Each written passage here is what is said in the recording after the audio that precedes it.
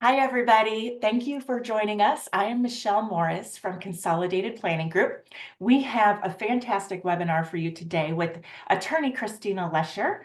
We've also got Miss Rowena Lane from Hope for Three here with us today. Before we get started, just a couple of things to keep in mind.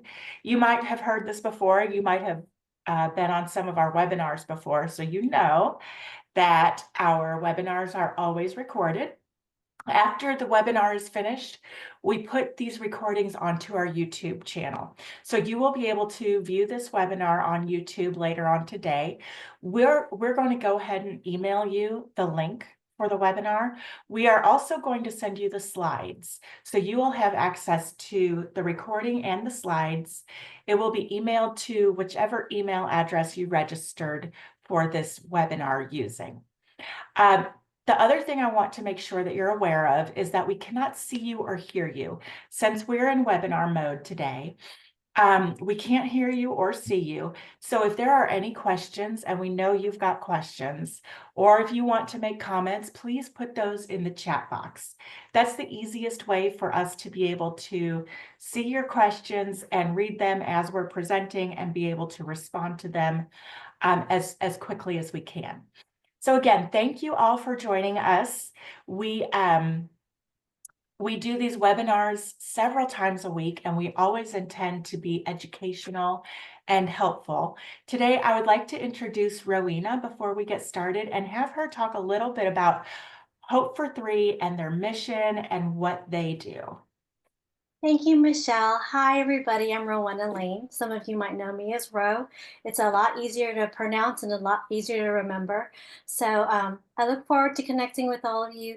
But a little bit about myself. I am a mom of three, two of which who are special needs. I also claim to be a Hope for Three auntie to all the children and families that we serve. So I take a lot of pride in making um, providing and making meaningful connections for our community.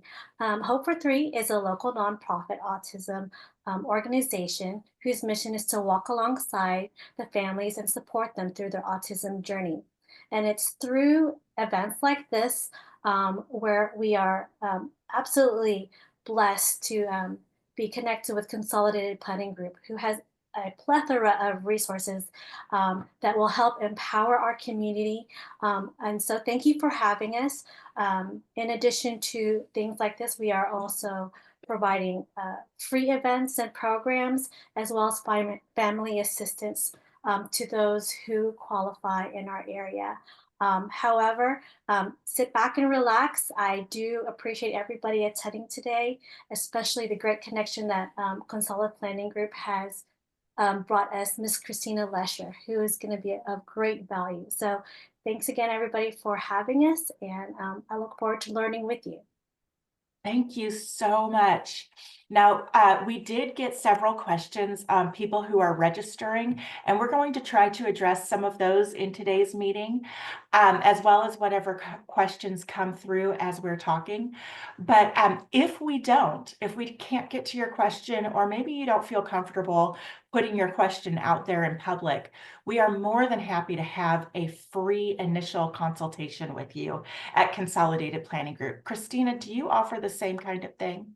I do offer initial consultation. I do charge a fee for that, because there is prep work before, during, and after my consultation. And folks can call my office and get information on fees. Fantastic. Thank you so And much. Hope for Three is more than happy to assist in that department, whether it's through our organizations or making those great connections that can also provide assistance. Good. Thank you so much, Ro. So Consolidated Planning Group, you want to reach out to us for anything related to money, really. We do help a lot with benefits and understanding different things, but we are first and foremost a financial planning firm. We've been around for about 30 years. We're totally licensed in all of the securities and investments, life insurance, things like that. We're members of the Academy of Special Needs Planners. We are nationally certified as Social Security advisors, and I am a chartered special needs consultant through the American College of Financial Services. About 97% of the clients that we serve have families with a loved one who has a disability. This is not just what we do once in a while, it's what we always do. Christina, would you like to introduce yourself?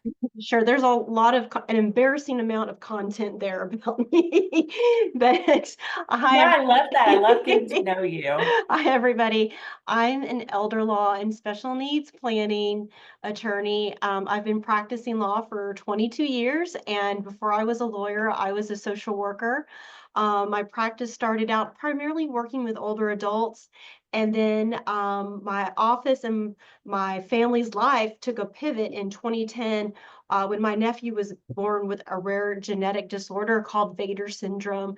And I'm like Ro, I am the overprotective aunt of my nephew James, and so we have been on this MDCP Medicaid journey since 2010. So I don't do litigation except when it comes to people who are on Medicaid that have been denied because of medical necessity or reduction in services. And as the little blurb says, when I'm not practicing law, I'm usually with my dogs or probably doing yoga or traveling. So yeah, I just got my yoga teacher certificate this year, and it's been very fun and interesting. And so that's a little bit about me. Fantastic. Thank you so much. I feel like I didn't say much about me as a person. I I think you have should, two Michelle. I have two boys. They're 23 and 21.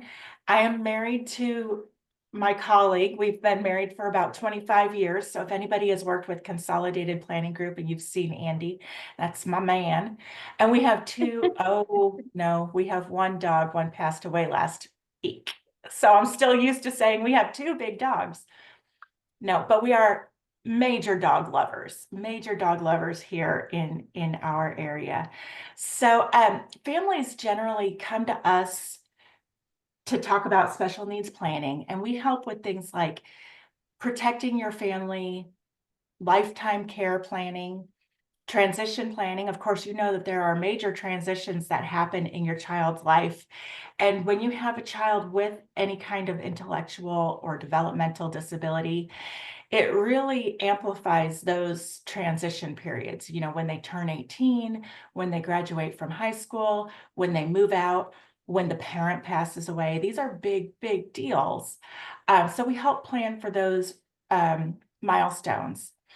We help with ABLE accounts and understanding special needs trusts and how that all works, and all of your benefits like SSI and Medicaid, SSDI and Medicare. And we're here to advocate for you and to educate you. So the owner of Consolidated Planning Group, Allison Schaberg, and her husband, Jeff, they have 4 kids altogether, and 2 of them have disabilities. So that's why our company focuses on this. Now, before my career in financial services, I was a teacher. So I have worked in the school districts with many children of all abilities, but including those times working with kiddos with disabilities. So I'm familiar with that arena.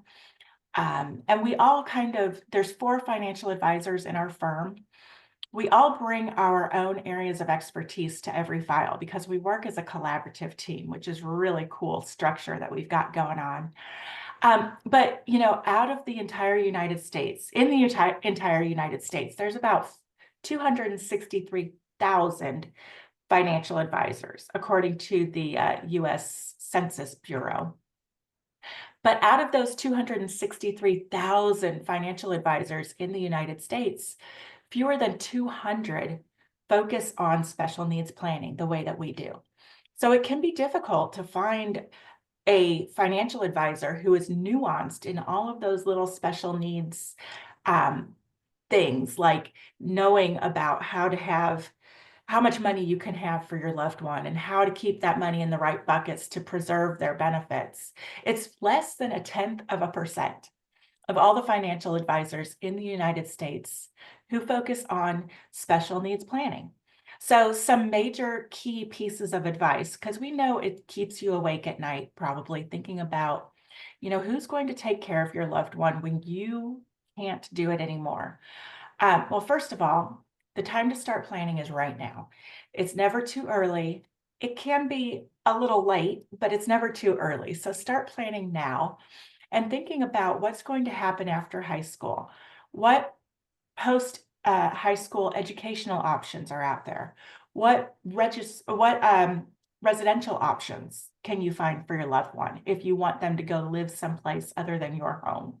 What about vocational options? There's so much out there, so many resources. And if those aren't right for your child, planning their future, it really should be an intentional effort by you and them working as a team to think about the future. Now, we always say be very careful before you just assume that a sibling is going to be able or willing to step in. We work with a very large number of siblings who have been kind of thrust into the role of caregiver, but unwittingly by mom and dad when the parents pass away. And we can see from our side the frustration that happens when, there's not really much planning done, there's not much money left, and all of a sudden you're told, okay, well, now you're going to be the caregiver for your brother or sister. And there's also some frustration and concern from the point of the individual with the disability, because here's their sister, for example. They've been partners in crime all these years, they've been best friends, and now all of a sudden sister is moving into a more of an authority figure role. And they don't like that, because this is supposed to be my bestie, you're not my mom. You could imagine them saying that. So just be really careful if you're going to try to have a sibling taking care of their sibling. So today, the focus of today's presentation is why. Why do you need both a special needs financial planner like Consolidated Planning Group and a special needs focused attorney like Christina Lesher? So we're going to be keeping it kind of as a discussion today. I'm going to be talking, Christina's going to be telling us about her, and all of our contact information is here as well. So you can reach out to either one of us later on with questions and concerns, and talk to me or Christina or Rowena, Ro, if you would like to put your contact info in the chat box too, then everybody could have that. All right, Christina, do you want to present your disclaimer, please? Oh, sure. So basically what this slide says is that just because I'm talking to you guys today and answering questions, I'm not your lawyer. So that's it. That's it. I mean, that's the Cliff Note. Remember Cliff Notes? That's the Cliff Note Yes, version of this PowerPoint. that is the Cliff Note version. So, yes. Perfect. So, yeah, and we always say that we're not attorneys at Consolidated Planning Group at all. So don't ask us legal stuff. We'll send you to the correct people to deal with that. And that's one reason that you need both of us, because we can't draft documents. We cannot do a special needs trust because you need an attorney to do that. We cannot help you with your will or guardianship or anything like that. So we're going to get in depth into what each of us do, but we provide financial advice thinking about the fact that you have a special needs loved one that is going to need your help and needs to have those considerations factored in. And Christina provides the legal side of the advice. Helping. Christina, what are the main things? What's the most important thing that you feel that you do for families with special needs loved ones? Well, I think we do similar to what you guys do, and is that I'm peace of mind. Families are worried. They're thinking, I've got money I want to leave to my loved one. I don't know how to do it. I've heard that, a special needs trust has a payback provision, and that's not true. If you'll look at some of the other webinars that I've done with Consolidated Planning, you can set up a special or a supplemental needs trust. In Texas, we use those terms interchangeably, so that if your child passes away and you fund it correctly, then you can direct those funds to other individuals. The other thing that we see a lot in our practice is not updating beneficiary designations. What I like to say consolidated planning does, and I think you have a slide on this, or you may have already talked about it, is what consolidated planning does is they help generate the funds. They're going to tell you, how are you going to retire? How are you still going to be able to do things maybe with your other children, your other family members, and still provide for a child with a disability? And then I create the place where the money goes at death or incapacity. And the other thing that we can think about is if somebody has had a Medicaid denial or a Medicaid reduction in services, that is something that my office does, which with the political climate that we are in now, that is a concern, I know, for many of my family. So we definitely can do the legal representation there. I don't do financial advice. Clients will come to me and say, I've got all this stock. What's best to put in the trust? And I'm going to say, that's, I don't know. Or they'll say, do I have enough life insurance? That is not a question for me to answer. Or when should the parent pull Social Security? Because if you've seen some other webinars on pulling Social Security when your child is already on SSI, there's some financial considerations for that. There is some overlap between what we do, and I think that's a good thing because that means that we speak each other's language. I always say, if you meet somebody in the disability community, number one, you grab on, you find out what they know, you tell them what you know. And that's what I've done with the consolidated planning, because there's many times I don't have an answer to that question that my client has. Yes, that is a fantastic way to put it. So, from the financial advising perspective a little bit, we do provide that financial advice. We do both fee-based and commission-based work. So it depends on what you want us to do for you. If we spend hours and put together a financial plan for you, we do charge for that planning service. You pay for the hours that we spend putting together your plan. Now, many people are shocked to hear that after you pay for us to put together your financial plan, and we have 3 different planning packages that you could work with. After we put that plan together for you, we want to meet with you at least once a year. We want to be your trusted source for any questions that you have ongoing. So you can call and email us, and we do not charge any extra for your ongoing care and support. Now, Christina's path might be a little bit different. Do you charge, ongoing for questions and answering emails and taking the time to be on the phone? Every lawyer kind of does it a little bit different. I don't bill hourly. Some lawyers will bill hourly. I bill a flat fee for a period of time. So if the question is during that contract time, which is usually like 6 to 9 months, we don't charge for that. Sometimes I'll make the clients come back in for initial consultation if it's been a while since I've seen them. So I hate to say it, but the lawyerly answer is it depends, because of the way that lawyers are compensated. All I have is my time.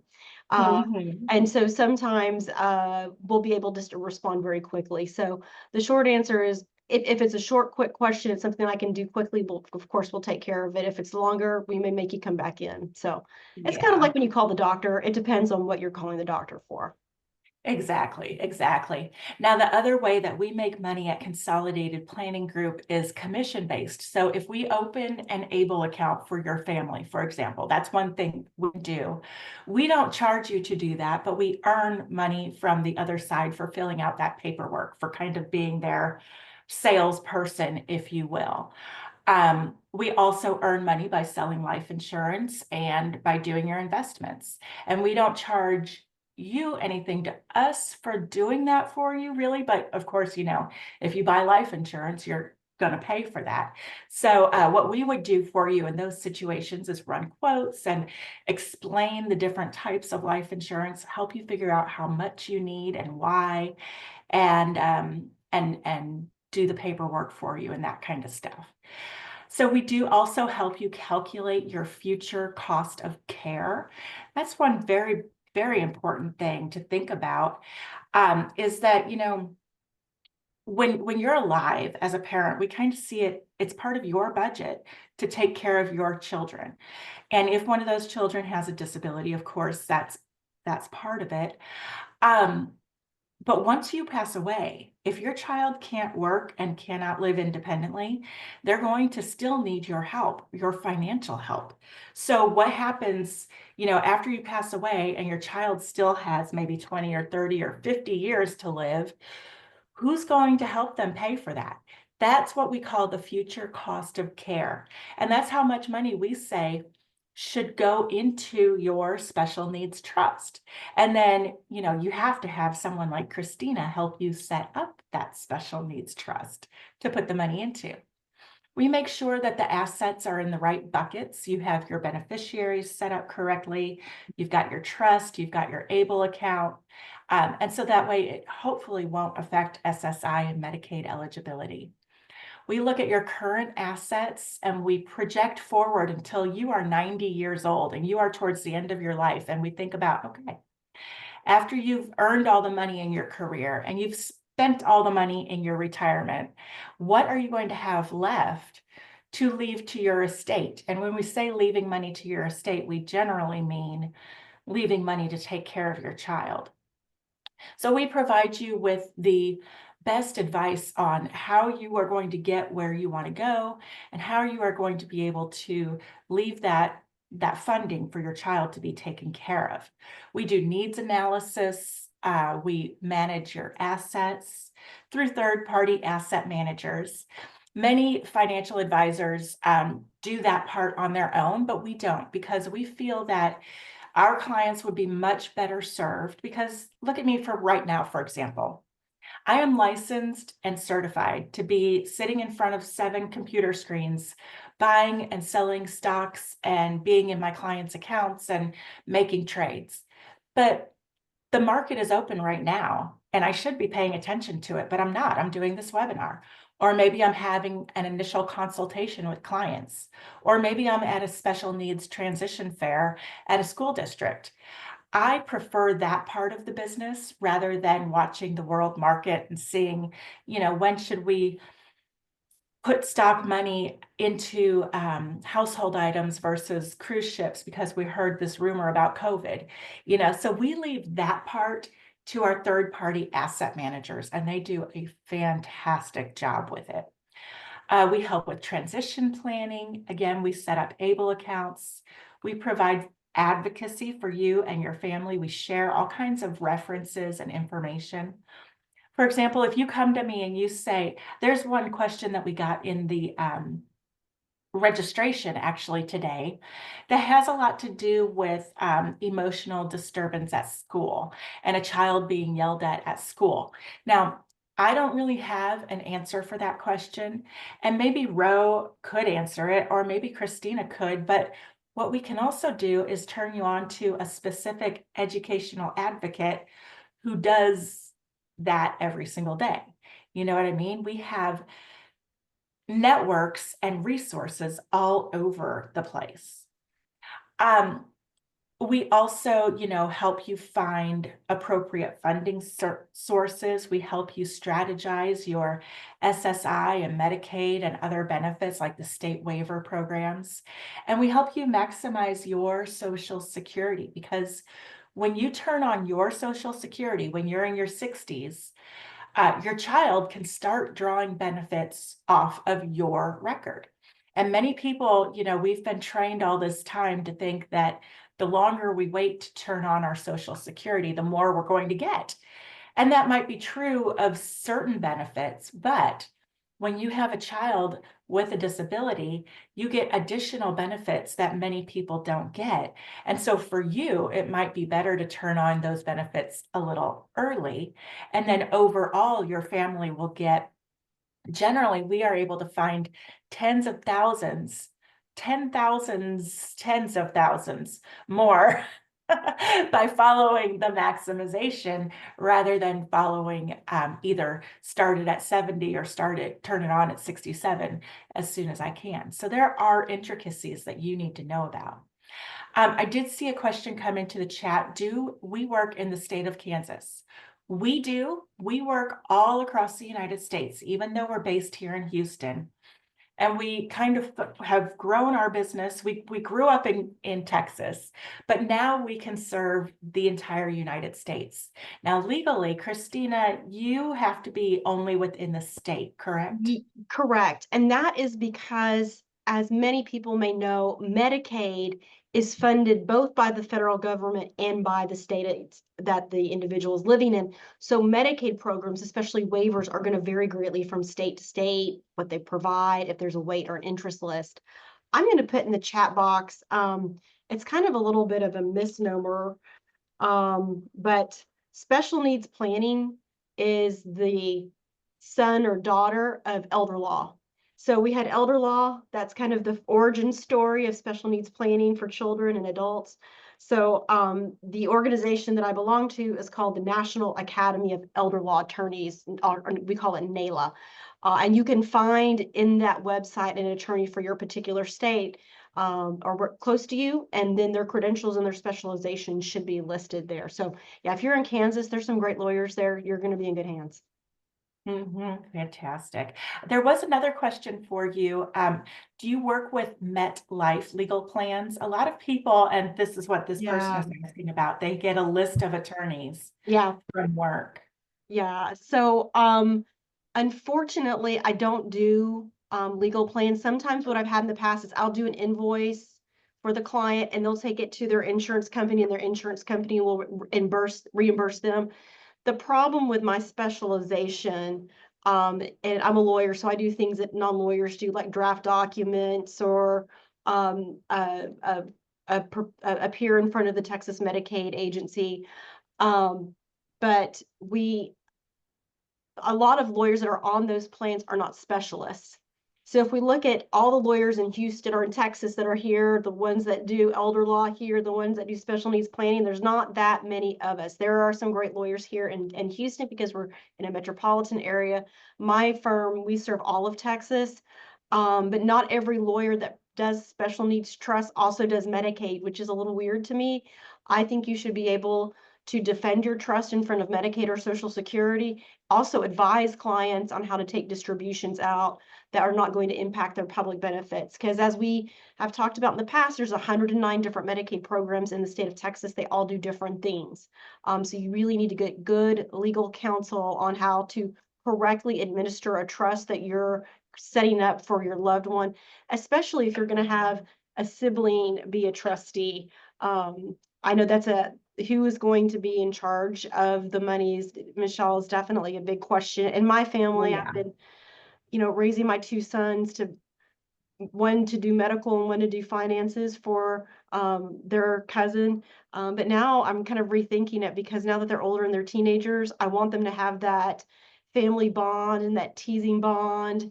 And I don't want James to feel like he's going to lose that because maybe he has a cousin in charge of his money. So yeah, that was a very long answer to that question, but there. No, I'm glad you brought all of that up. It's so helpful. So do you still help with elder law? Because I mean, I've had people ask about that as well. Yeah, absolutely. Because I look at families as a table.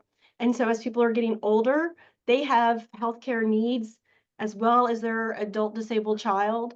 So some of the legal planning that we do may be transferring assets from mom and dad or from grandmother to a child with special needs. I use the Texas Medicaid program to offset long-term care costs for parents so that they have more to leave to their kids.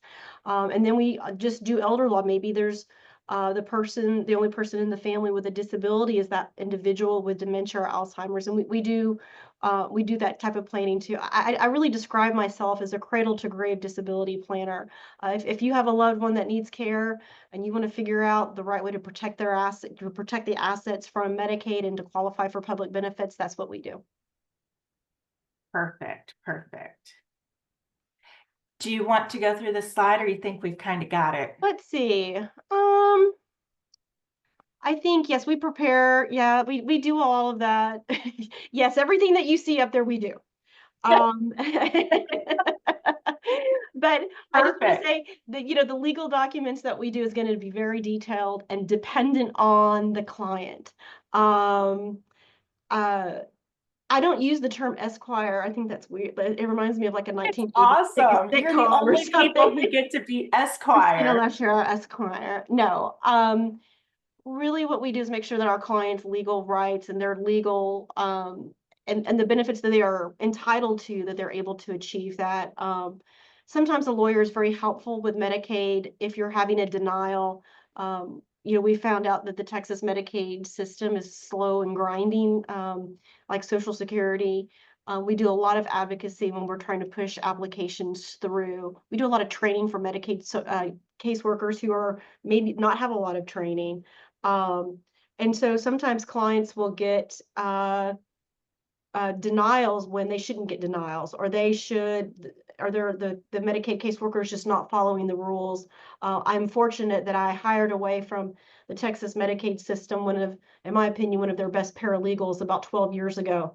And now she's at my office. And so she knows the Medicaid handbook, which is the MEPD, better than most elder law attorneys. So we That, make sure that they follow all the rules they're supposed to. So what part of town am I in? I am like the Westview Medical Center part of town, but we do Zoom meetings. I've got clients all over the state of Texas. yeah. Yeah, we've found that Zoom really helps us out as as consultants because, you know, if you have a child with a disability, you might have to find a babysitter to be able to go have a meeting with Yeah, us. Or you yeah, might have to yeah, load them into the car and yeah, travel. That's yeah, not fun. Also, if you have a child who is immunocompromised and you come meet with me and I've got a cold and yeah. I give it to you and you give it to your child, Oh my gosh, that is my worst nightmare. I never want to do that. Yeah, yeah, yeah. so That's why we focus on mainly doing everything online. yeah, I have some clients that still like to come in the office, and we also do hybrid. So if one parent wants to come in the office and the other one is at work, we can definitely make those accommodations. The question was, do you help or give advice on power of attorney versus guardianship once over 18? Yeah, absolutely. And that's one of the topics that I have a lot in my office, that clients come in and they're so afraid, there's so much stress around that guardianship decision. And so I have to explain to them, this is going to be an individual decision based on your child, not your neighbor's child, not what somebody said at church, not this, not that. It's going to be what your particular family needs. I'm usually a little less likely to push guardianship until we've had a very full discussion. Number one, the Texas Estate Code wants us to make sure there's no other least restrictive alternative for that child. I want to make sure it's what's best for the child. And you don't have to do it right at age 18. You can wait. Okay. Mhm. So just to calm anybody's concerns. Yeah. So yeah, we look at the different Medicaid programs. Like I said, there's 109 different Medicaid programs in the state of Texas. I know that because I present a paper to lawyers every February and we count them. Um, and then we also help clients transition from, and I know you guys may do this as well, but also looking for, like, if someone's on MDCP and they come up on the class or the HCS interest list, we can help them with that. And then, of course, we provide what the financial criteria are, including maybe a trust needs to be set up. And we also make sure that with a Medicaid application, that those trusts are sent into Social Security and Medicaid. So you can set them up. Michelle, you guys can fund them. But then if you're on Social Security and or Medicaid, we have to have those approved by either by the Social Security Trust Review Team and by the Texas Medicaid Legal Department. Mhm. Yep. There's a lot more behind the scenes that has to be done than what, everybody knows about. So we put together kind of the financial advice. We're the money side. Christina puts together all the legal advice and the paper side of everything. And then we come together. I mean, not necessarily like we don't have to meet with Christina to do this for you, but we look at what she's done and we know you've got someone good on your corner in that side. And she looks at what we've done and she knows, oh, okay, I know that they're set on that side. So we work together to make sure that your plan is that you guys are covered, that your family is taken care of. So it's really a great working relationship that we have. Now, everything that you do with Christina or any attorney is going to be separate pay from anything that you do with Consolidated Planning Group. Even though we refer each other back and forth, we do not get any commissions or any referral fees. We don't share any monies. So if you work with us, you pay us, it's just for us. You work with her, you pay her, it's just for her, okay? Sometimes people come to us and they think that maybe in one of our financial plan packages, it's going to include the special needs trust being written up, and that's not the case. Right, and attorneys, I know there are some attorneys that sell insurance. I don't have, I've never been comfortable with that. I've never been comfortable taking any kind of commission from a client. There are very strict rules on that. And also there are ethical rules prohibiting prohibiting lawyers from fee sharing with other non-lawyers and with other lawyers too. I like Mhm. clients pay me. I bill on a flat fee basis, which is just a one price for a period of time for certain items and certain deliverables. And then we just get to work on your case. And then if we need to talk, we talk, and then we have meetings and so forth. But yeah, like Consolidated Planning, we don't fee share between each other. So here's all of our contact info. Well, it still says Allison. Allison was set to present this at first, and then I stepped in. So I did put my contact information in the chat box so that you can reach out to me. As I mentioned, we can do a consultation with you. Christina can do a consultation with you. And I'm grabbing your phone number right now for one of my personal friends, as a matter of fact, Christina. I'm going to send over to you. Yeah, and I'm the daughter of school teachers, so I do it very teacher style. So clients, they will have a PowerPoint that they'll have when they leave with all of their strategies we're going to talk about. Um, and it is not uncommon for me to put Consolidated Planning because they have, in my opinion, one of the best YouTube resources. If I have a minute or two at lunch, I'll sit there and, oh yeah, I could add that to a letter of intent, or oh yeah, I never thought about that. I watched a recent one on tax information and it was just fantastic.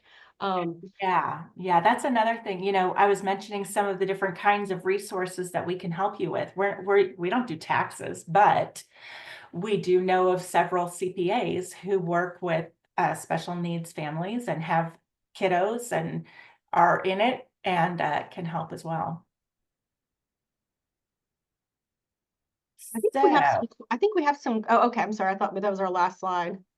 no, I do have a couple Sorry. more slides. So these are things that, and we've kind of been through, you know, when we talked about what does the financial advisor do, we kind of talked about these issues and things that you need to know, but a couple of things to keep on your radar as you're going through life and planning for the future, you know, make sure this is, if I could go to every newborn family in the hospital, I would tell them apply for the waiting list for the Texas waiver programs. Yes. Now, some states don't have a waiting list, or their waiting list is only a couple years. But here in Texas, that waiting list can be 20 years long. So definitely, we tell everybody, get your kid on the waiting list for those waiver programs. That's super important. Special needs trust. One little trick about that is that you know, about 80%, I think that's close, right, Christina? 80% of the families in our special needs community end up in divorce situations. And if you are in a divorce, you're going to have that child support. If it's going to continue beyond age 18, you're going to have that redirected to a first party special needs trust. Now, Christina, do you work with divorce attorneys to get that special needs trust set up and get the divorce Yeah, decree? yeah, I do. And usually what happens is because usually the parents have each lawyer, they have their own set of lawyers. I act as what's called a scrivener.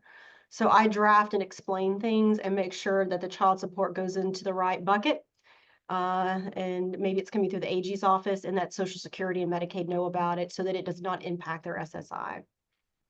Perfect, perfect. Thank you so much for that.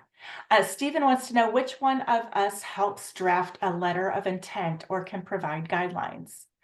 We offer a template. Now, a letter of intent isn't really a legal document. You don't have to have it presented to the court. You don't have to have it on file. I don't think you even have to have it notarized. It's just a love letter or an instructional guide for your loved ones. You know, if somebody has to step into your role as parent, let's say something tragic happens and you're not here tomorrow, and someone needs to step in. You know more about your child than anyone else on the entire planet. So the letter of intent is designed for you to put that knowledge into writing so that when somebody comes along, they can look at things for your child and learn about their abilities and their diagnosis and their wants and desires and your wants and family traditions and values, you know, whatever you want to put into the letter of intent. That it's not a legal document. Right. This We do those as part of our special needs trust planning. I have a care manager on staff, so what he'll do is an assessment of your child and help craft a letter of intent, which is like a love letter, she said, to a trustee, especially if it's a corporate fiduciary. Sometimes families don't have an individual to serve that they trust, or they just don't have an individual.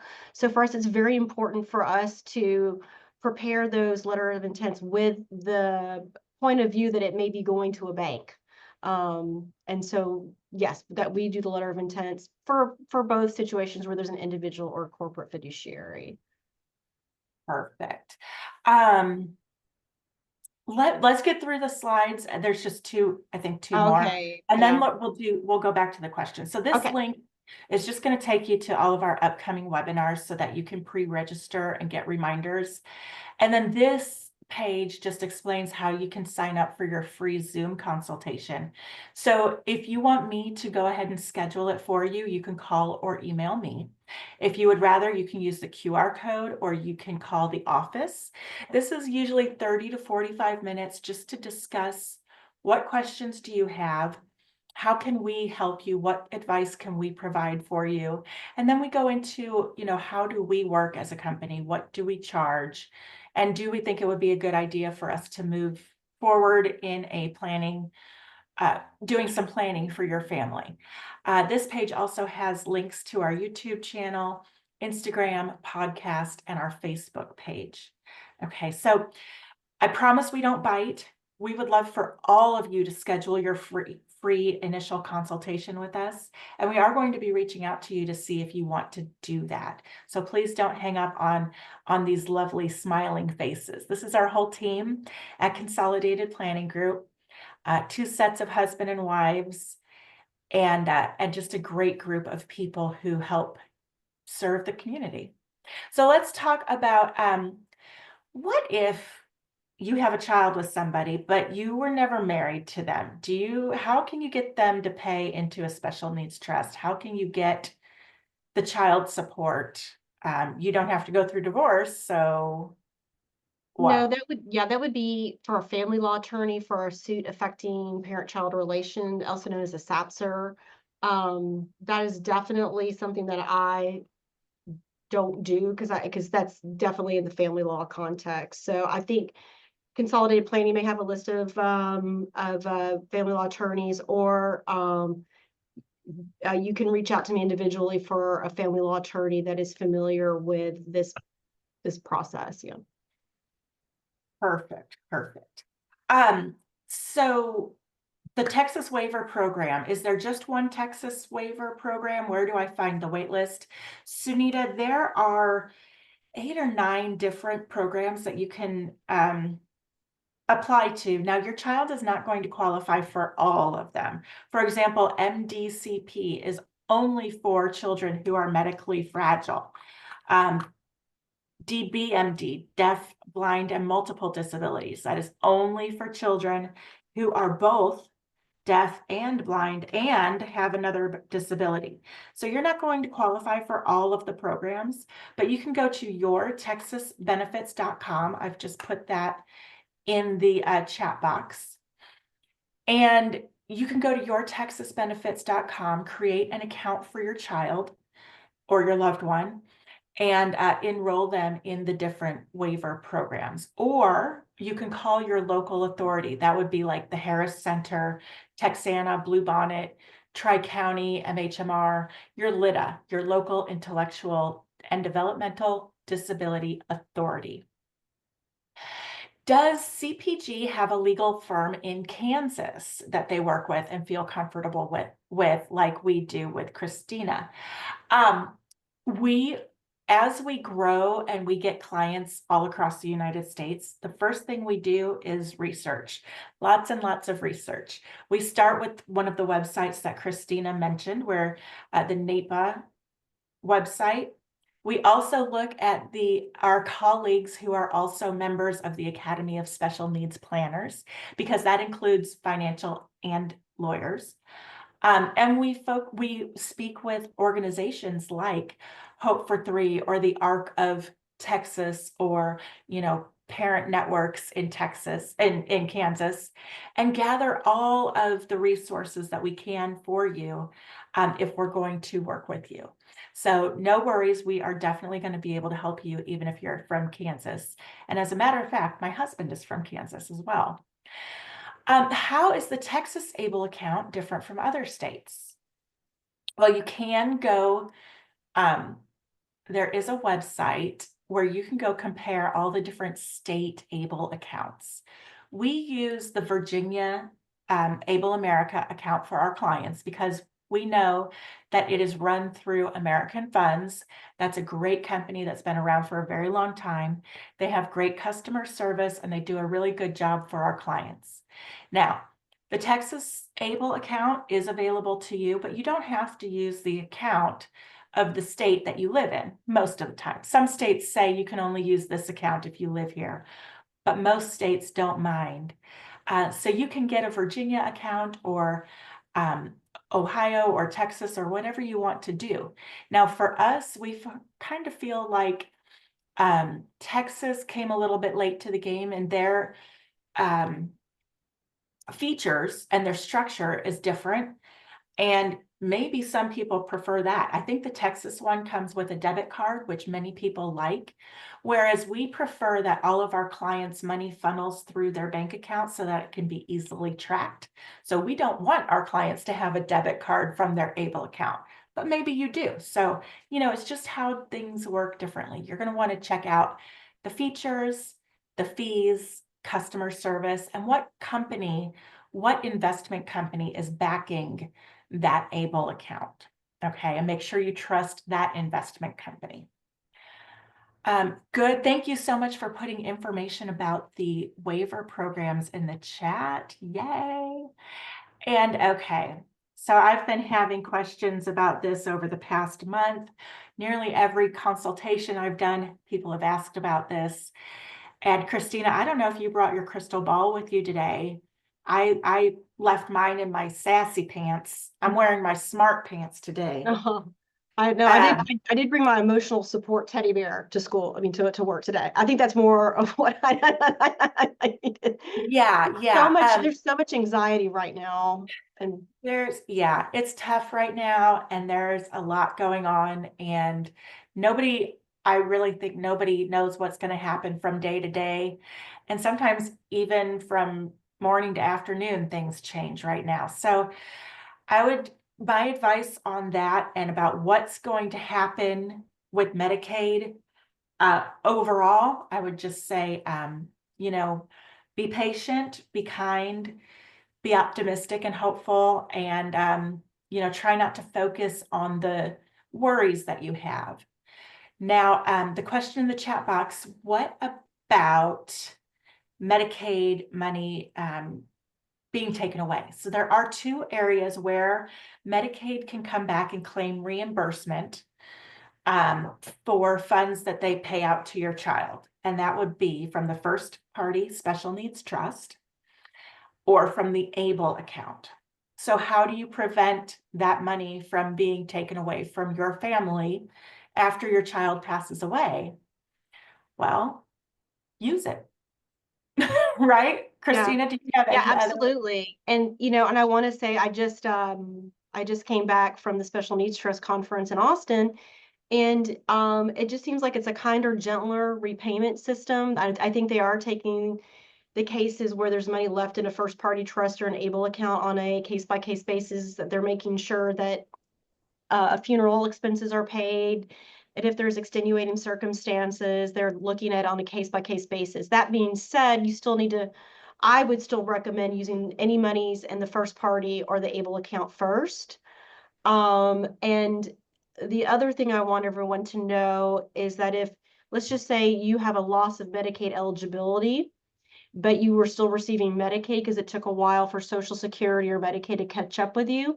If that happens, Medicaid reimbursement is voluntary. It is, and unlike Social Security where they can reduce your check, Medicaid is voluntary back to that agency. Perfect. Perfect. So, well, you know, if any more questions come up here in the next couple seconds, we'll grab them. But I definitely think some of the people like Sarah, I think you should schedule a Zoom meeting with Consolidated Planning Group. You've got several questions and we want to get those answered for you. You can definitely schedule an appointment with me, Christina.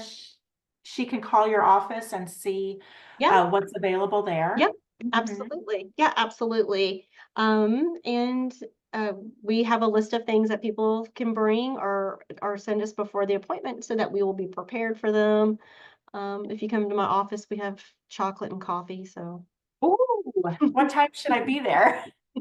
anytime, Michelle. You're welcome anytime. Awesome. Anytime. Awesome. Okay. Well, thank you all so much for, one more question and then we'll wrap it up. Okay. Okay, maybe two. They're both from the same person and related to the same thing. So maybe we can get both of them. Can adult child support by a deceased spouse be put into a third-party special needs trust? No. Yeah, doesn't child support end if the person dies? The estate sometimes can be obligated. I'm going to amend my answer. I'm going to say it depends on the decree. That's a more complicated answer. So yeah. Okay. So they can contact you and get deep into that question with you.